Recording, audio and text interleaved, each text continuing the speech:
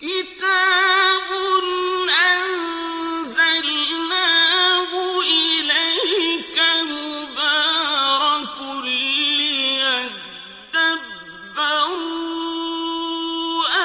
آياته وليتذكر أولو الألباب.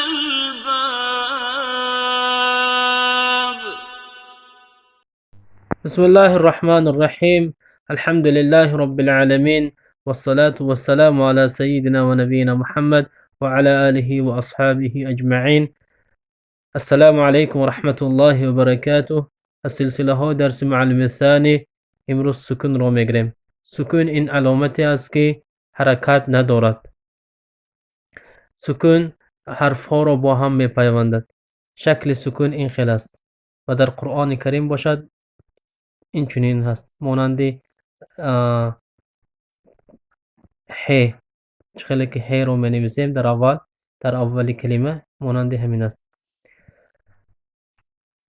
اینجا فتحه، الف فتحه آ، نون سکون.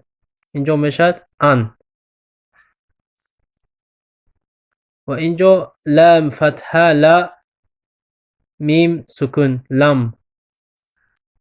اینجا قاف ضمه قو، لام سکون قل. هم، من، إن، إذ، عن. لكم، لهم، أنتم، فهم. اینجا در یک کلمه دو بار سکون پای در پر اومده است. فتحه نه ان، ت او متم انتم. كيف، يوم، قبل، بعد. أنزل، أرسل، أنذر، أخرج. كنتم، نحن، نعبد، كيدهم. لم يلد ولم يكن. استكبر، أرأيت. این بود امروزه درس سکون.